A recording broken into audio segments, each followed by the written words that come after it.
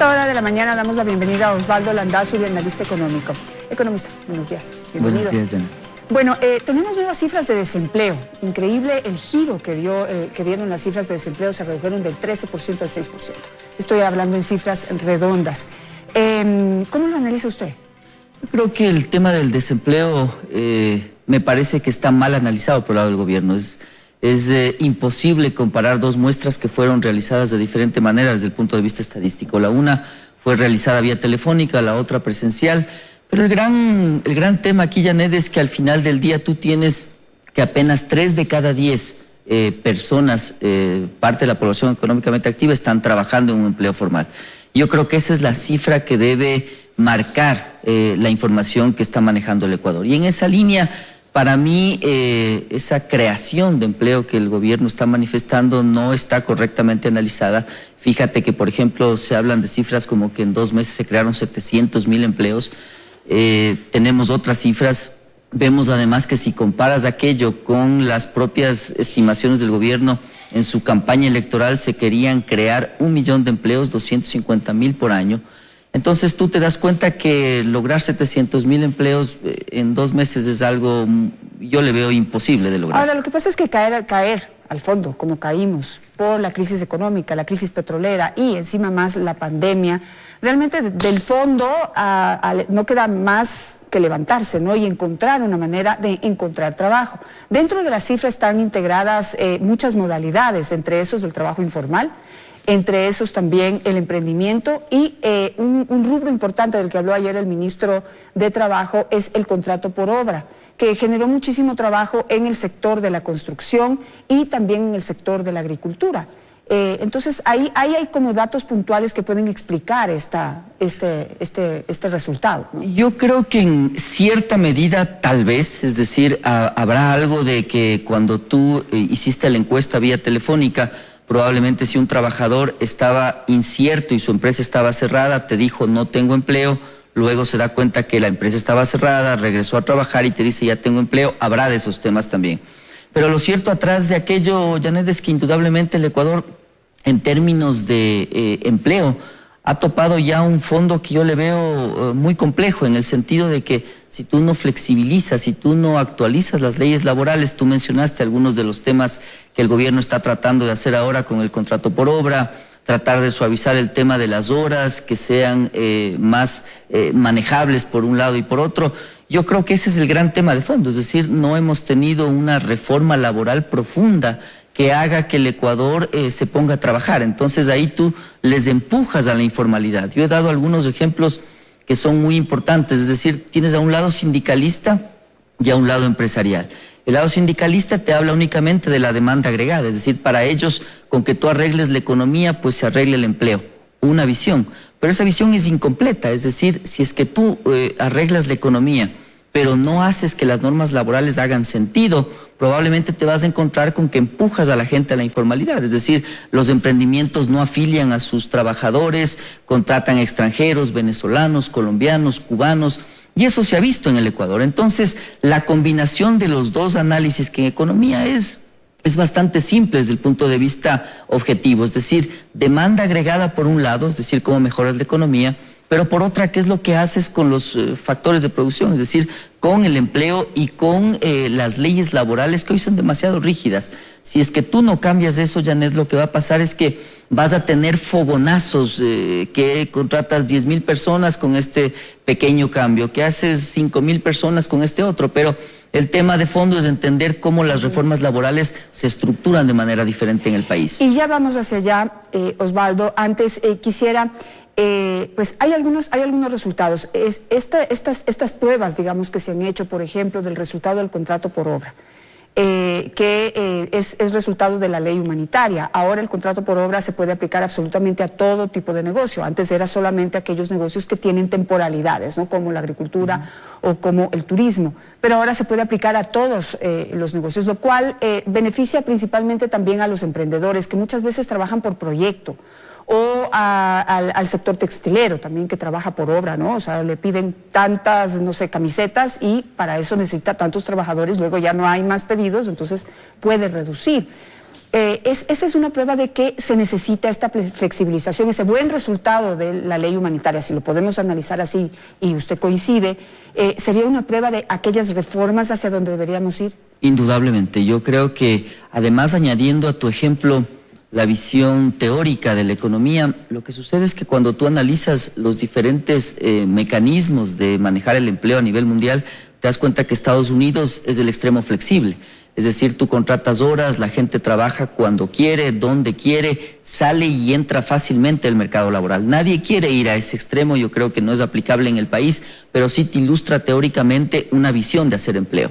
La otra visión, la visión europea, que después de tantas monarquías tiene más ceñida su manera de hacer economía hacia un socialismo más racional, más intervención del Estado, te das cuenta que cuando comparas los dos bloques económicos, Estados Unidos tiene un mejor desempeño de desempleo. Es decir, históricamente la flexibilidad hace que tú tengas menores niveles de desempleo. Entonces, a la luz de aquello, vas al Ecuador. Y cuando ves lo que ha pasado en el país, te das cuenta que apenas flexibilizas algo, ciertas cosas, enseguida el mercado laboral reacciona.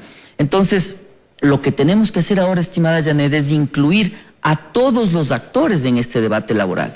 Hemos tenido a empresarios y hemos tenido a sindicalistas hablando del tema laboral y ambos con una visión que es muy propia, pero probablemente tengas que incorporar, por ejemplo, a los informales, tal vez a los que no tienen empleo y ahí definir las normas laborales. ¿Cómo organizar a los informales, por ejemplo? Yo no... ¿Quién los representa? Porque ese es un problema en este país, ¿no? Sí. Que el momento en que alguien representa, los demás ya no se sienten representados, todos quieren poner sus condiciones y no sin pensar en la mayoría, sino en sus necesidades particulares. Entonces negociar se hace complicado. Yo no creo que es tan complejo. De todas maneras, ahora el 70% de las personas o están subempleadas o están en una situación que no es de empleo pleno. Entonces, habrá que encontrar los mecanismos, pero al menos las voces tienes que escuchar. Porque cuando tú oyes a un sindicalista te dice que cómo van a vivir con $200 los trabajadores cuando se habla, por ejemplo, de una contratación parcial. Esa respuesta, por ejemplo, no considera, perdón la redundancia, que tú puedas trabajar en varios sitios y no ganes 200, sino ganes 600 o $700. Pero tampoco incorpora la visión de cómo vive un informal con $20 al mes, $30 al mes, 40, yo no sé qué es lo que puedan hacer. Entonces, si tú dejas de lado el 70% de la población económicamente activa, ya es decir, es un montón, probablemente las decisiones no van a tener todas las aristas que deberían tener. Y entonces ahí te metes tú a analizar, por otro lado, todo lo que tiene que ver con incentivar la producción para que trabajes en la demanda agregada, que es el lado de la economía, y por otro lado la flexibilización laboral. Tú comentabas en la introducción el tema de aranceles, el tema de cómo reactivas la actividad productiva en el país, es la otra arista a esta cara de sentarse a negociar cuán flexible o cuán actual se vuelve el mercado laboral. Pero esa es una discusión indudablemente que el Ecuador no puede eludir, junto con lo que yo creo que es fundamental, que son las famosas tasas de interés. Es decir, para producir y para generar empleo necesitas inversión y para poder invertir necesitas crédito. Entonces, ahí tú vas completando la arista completa de entender decisiones de fondo, decisiones estructurales que hagan que el país avance en un camino. Y eso es lo que hasta ahora no hemos visto. Entonces, estamos a las puertas de una campaña electoral. Ayer el ministro de Trabajo dijo que de aquí a las elecciones y a que se posesione el nuevo gobierno, debería haber una propuesta justamente consensuada con la ciudadanía, con los distintos grupos sociales interesados en generar toda esta dinámica que, como usted acertadamente refiere, no solamente trata de una reforma laboral, trata de una reforma que impulse el sector productivo, que baje las tasas de interés, que incentive las exportaciones. ¿Es posible esto? ¿Cómo lograr este acuerdo nacional? Porque se trata de eso, de un acuerdo nacional, debería ser, no sé si usted coincide con ello. Es un acuerdo nacional, probablemente lo que sucede es que hemos vivido una época política bastante sui generis, en donde el gobierno se quedó sin apoyo, abandonó su origen y eso significó que la gente deje de reconocerle como una representación legítima. Entonces, en esa línea, un nuevo gobierno debería darte más posibilidades de ese acuerdo nacional, pero fundamentalmente habrá que encontrar los espacios de diálogo. Yo acabo de ver lo que está sucediendo en Chile, por ejemplo. Tú ves unas manifestaciones que no tenían una cara propia y vas a ver a dónde quiero llegar. pero luego la organización fue desde lo más básica posible, es decir, los barrios empezaron a hacer sus propuestas de una nueva constitución, los actores sociales empezaron a reunirse, a conversar, y de ahí, de lo más micro, se va construyendo algo macro para hacer una propuesta específica respecto a un tema. Entonces, en esa línea me parece que el gobierno debería impulsar un gran diálogo que parta de este origen, es decir, de las bases y de todos los componentes y actores sociales que están interviniendo en la economía. Yo te hablaba de los informales que han estado por fuera. Alguna manera tienes que encontrar de hacer que ellos te entreguen información. Los empresarios y los sindicatos son indudablemente parte de la historia del país, pero si es que no cambias tú los líderes, o al menos la visión que esos líderes tienen, porque yo he visto que los mismos interlocutores han permanecido durante décadas. Así es. Y entonces el discurso sigue siendo exactamente el mismo, y tú te das cuenta que se empantanan en la misma discusión del siglo pasado, de los años 60, 70, en donde indudablemente, a través de entender que hubieron abusos en el principio del siglo con la revolución industrial, se quedaron con ese discurso. Y hoy no se entiende que el mundo cambió, que tienes distintas formas de contratación, de hacer trabajo, de vivir, en resumen. Entonces, todo eso debe ser parte del análisis. Un poco para el principal argumento, ¿no?, de los sindicatos, que son fuertes, es que todas estas flexibilizaciones pueden precarizar el trabajo, pero podemos ya hacer un primer análisis de lo que ha sucedido ahorita en pandemia, que por necesidad se ha tenido que llegar a acuerdos con los patronos, se ha tenido que, hay estas nuevas modalidades de trabajo, fruto de esta ley humanitaria. ¿Qué primer resultado? ¿Cómo podemos sacar ese análisis? ¿No sería eso lo primero que tenemos que hacer? Hacer un gran estudio de lo que ha sucedido y los resultados en pandemia, si realmente se ha precarizado el trabajo. Yo creo, Janet, que ha habido casos y casos. Es indudable que ha habido abusos de algunos empresarios que, por ejemplo, han despedido personal acogiéndose a la ley humanitaria que te permitía despedir gente sin indemnizar, y sin embargo luego siguen operando. Entonces eso está mal. Pero también es cierto que no hay peor precarización que no tener trabajo. Yo en algunos debates con los sindicalistas históricos del país, que insisto, son los mismos de hace 50, 40 años, entonces yo les digo exactamente esto, es decir, la precarización laboral extrema es dejarles sin empleo, es hacer que el empleo sea una especie de privilegio de unos pocos, cuando el empleo tiene que ser un derecho de la gente. Entonces, cuando tú partes de esa premisa, el enfoque cambia completamente. Es decir, tú tienes que ser generoso con las diferentes visiones de la economía, es decir, entender con empatía qué es lo que piensa el otro y qué es lo que está viviendo. Entonces, el sindicato o el sindicalista que está en una posición cómoda, en la que política y economía se mezclan en una relación extraña y rara aquí en el país, termina siendo un ejercicio incompleto de entender la economía. Entonces, la respuesta a aquella precarización es entender que la pandemia te demostró que lo peor de la precarización es no tener empleo, claro, es tener la angustia de no llegar al fin del mes. Por experiencias personales puedo decir, ¿no?, de personas cercanas, hay que tomar en cuenta el pensamiento de los jóvenes. Los jóvenes, los millennials, los centennials y todos estos ennials que hay ahora, les ha encantado trabajar en casa. Claro. Les ha encantado organizar su tiempo. Les ha encantado poder ser independientes y cumplir con su trabajo, es decir, cumplir con sus metas, sus proyectos, sin tener a nadie que les esté presionando encima, ni tener que cumplir con ir a un sitio, ponerse un uniforme. Es decir, estos convencionalismos de las modalidades antiguas de trabajo. Entonces, correcto, en este diálogo nacional habría que escucharlos, porque ellos son la nueva fuerza de trabajo. Es correcto, y cuando tú ves, y yo que estoy en la empresa privada, cuando tú ves qué es lo que pasa con los jóvenes, es que esa visión de un empleo de por vida que vino en el siglo pasado ha cambiado radicalmente. Es decir, un joven ve la vida de diferente manera, tiene menos ataduras tanto a los compromisos. Será bueno, será malo, no es motivo de esta entrevista, pero es una visión diferente de ver la vida. Entonces, en esa línea, las versiones de contratación tienen que ser distintas y el país tiene que acompañar ese cambio. Entonces, yo creo que es fundamental incluir nuevos actores, incluir a todos los actores, es decir, no solo nuevos de lo que ha sido tradicional en el país, es decir, nuevos sindicalistas o nuevos empresarios, sino además nuevos segmentos.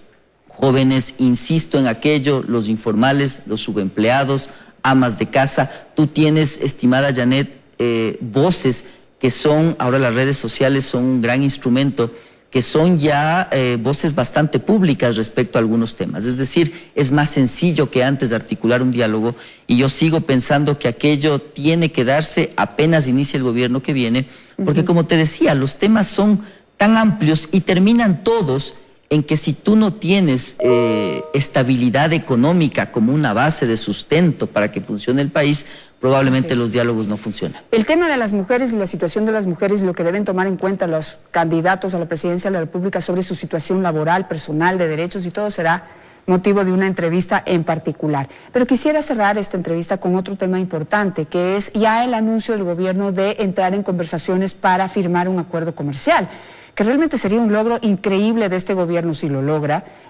pues dejar por lo menos sentadas las bases, no sé si firmado el acuerdo para que el próximo gobierno pueda arrancar con esta gran ventaja con nuestro principal socio comercial. ¿Cómo lo ve y cuáles son las, digamos, las premisas o las condiciones que deberían ponerse sobre la mesa para que sea un buen acuerdo? Estados Unidos es indudablemente un socio prioritario del país, es decir, hemos discutido de acuerdos comerciales. Yo he participado en varias discusiones y Estados Unidos es un candidato primordial, si cabe la palabra, para tener un acuerdo comercial. Primero. Segundo, los acuerdos comerciales, estimada Janet, son herramientas para que la vida de las personas mejore. Y en esa línea, si es que tú no acompañas los acuerdos comerciales con soluciones de fondo a los problemas estructurales de competitividad, los acuerdos comerciales no rinden el efecto que deben rendir para mejorar la vida de las personas, es decir, generar más comercio, generar más ventas, generar más exportaciones, mejores importaciones y más inteligentes. En esa línea yo creo que el país ha estado empantanado como en dos visiones muy extremas, es decir, tú puedes ir a una visión más a la chilena de bajo mis aranceles y firmo todos los acuerdos comerciales, o puedes irte a una versión un poco más moderna, creo yo, de entender con quién tiene sentido firmar. En esa línea, Estados Unidos tiene todo el sentido para firmar, pero para aquello tienes que preparar el camino. Tienes que tener una política industrial que hoy no la tenemos. Hemos visto lo que ha pasado con los aranceles en las televisiones. Vemos que los vehículos colombianos entran sin arancel, mientras los ecuatorianos tienen arancel. Absurdos de ese estilo tiene el país. Entonces, todo eso tiene que ser parte de una agenda que yo creo que este gobierno lamentablemente no va a poder alcanzar a culminar. Pero tiene que ser un ejercicio de pasarle la posta al siguiente gobierno, es decir, preparar el camino para que el acuerdo comercial surte efecto, tenga todas las visiones del caso para hacer que te sirva el acuerdo comercial. De lo contrario, tú te encuentras con shocks externos que son complejos, porque un acuerdo comercial también desnuda ineficiencias, lo cual me parece que está bien, pero que tienes que arbitrarlas de alguna manera. Claro, hay que tomar en cuenta todo el ambiente político alrededor, no solamente del Ecuador, sino de los Estados Unidos también. Trump no la está teniendo fácil, y es con Trump con quien en este momento el Ecuador tiene una muy buena relación y esta apertura para firmar este acuerdo. Es decir, que yo creo que la gran oportunidad es firmar ahora, porque no sabemos si Trump va a ganar o va a perder las próximas elecciones y cómo será si se podrá continuar esta negociación con el siguiente, si hay un gobierno de Biden, por ejemplo. Sí, y en esa línea tú muy inteligentemente comentas el tema. La visión demócrata probablemente sea distinta a la republicana en términos de acuerdos comerciales, porque probablemente tú te vas a encontrar con protecciones a ciertos temas que son, por ejemplo, agricultura, propiedad intelectual, que en una visión republicana se manejan de una manera distinta a una demócrata. Entonces, yo insisto, sería lo ideal que lo hagas lo más pronto posible, pero le veo difícil, es decir, vas a tener que recorrer un camino en temas sensibles, por ejemplo, arbitrajes, por ejemplo, lo que acabé de mencionar, propiedad intelectual. Nos hemos acostumbrado a que aquí una película, con un ejemplo muy simple, te cueste $1, cuando en Estados Unidos una película con derechos de autor cuesta $20, $15, 8 si está en promoción. Entonces, todo eso termina siendo una gran bolsa de propiedad intelectual, pero si te metes a analizar lo que sucede en medicinas, en patentes, es relativamente complicado. Ahora, no es imposible, pero lleva tiempo, y por lo tanto la persistencia del Ecuador en una política consistente que dure en el tiempo es lo importante. De lo contrario, te encuentras con un gobierno que viene y dice: no, el imperialismo no funciona, y etcétera. Creo que lo fundamental es eso, Janet, acuerdos macro que te permitan avanzar en una línea. Muchísimas gracias, Osvaldo, por estar esta mañana con nosotros. Vamos a un corte comercial. Al regresar estará con nosotros Fausto Cobo, parlamentario andino. Vamos a analizar varias cosas. ¿Qué ha hecho el Parlamento andino, por ejemplo, en estos últimos 4 años? Es una institución que sirve. Tenemos que seguir invirtiendo ahí, no solamente en el Ecuador, sino a nivel andino. Otro tema, hay algunos candidatos que siguen ocupando puestos, su puesto actuales también en este momento, su puesto público, es decir, asambleístas o también parlamentarios andinos. ¿Pueden ser candidatos o la ley lo prohíbe? Ya regresamos para analizarlo.